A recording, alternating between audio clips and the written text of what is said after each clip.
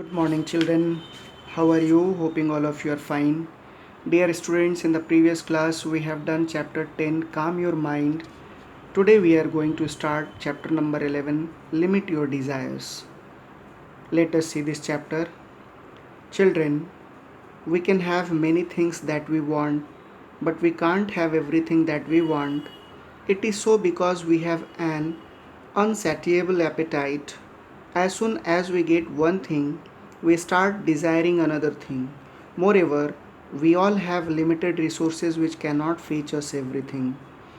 When we want more and more, it is called greed. Greed or avarice is a major cause of suffering in this world. It is a major source or it is a major source of evil. It is the root cause of stealing, plundering, treason, etc. A greedy person does not have any self control on himself. You should never become greedy in life. Try to limit your desires. Try to be content with what you have. Work hard for progress and development. But do not urge for more and more. Greed eventually make you lose your peace of mind. Keep in mind, no force in the world can ever fulfill your greed. Here is one beautiful story given.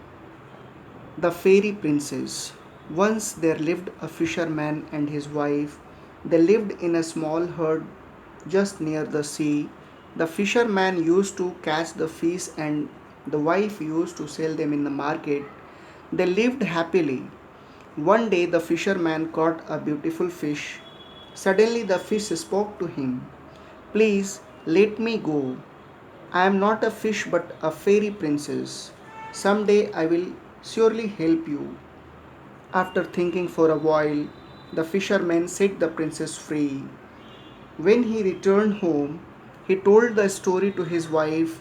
His wife became angry and said, "You could have at least asked one boon from that fairy princess.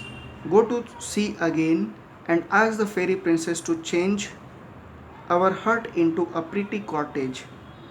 Though the fisherman was reluctant, he could not go against his wife. The fisherman went to the sea and called to the fairy princess. She appeared soon and asked, "How can I help you?" The fisherman said, "Princess, my wife wants to have a pretty cottage. Go back home. You will find your wife sitting in a beautiful cottage," replied the princess and disappeared.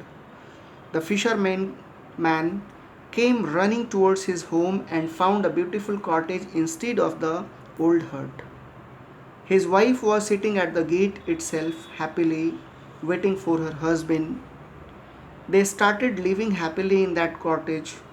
After nearly a month, the fisherman's wife said, "The cottage is quite small.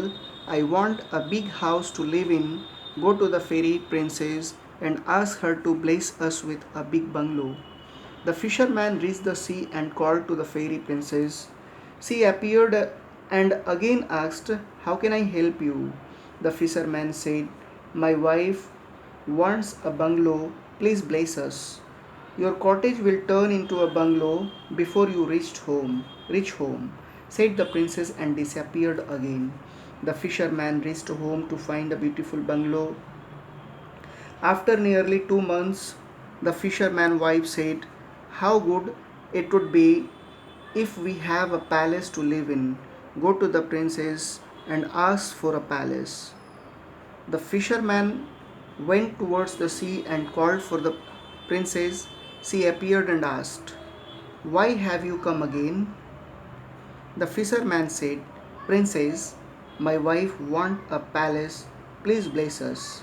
Your wife seems to be a very greedy woman, and you are supporting her in her greed.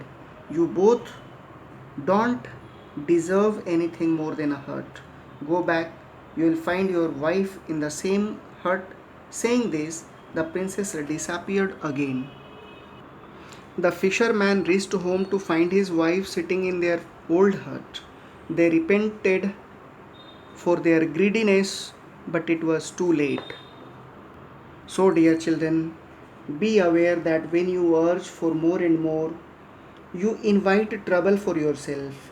On the contrary, when you are content with what you have, you become happy in life. Think deeply about the consequences of greed. You will find that it is the mother of all evil. Moreover, learn to be precise, polite, and courteous while communicating with others. Never allow your tone to sound rude. If you face a problem at first, think about its cause, then try to solve it by taking required action and taking right decisions at the right time. Always remember, the hardest decisions in life are not between good and bad or right and wrong, but between two goods or two rights. Thank you and take care of yourself.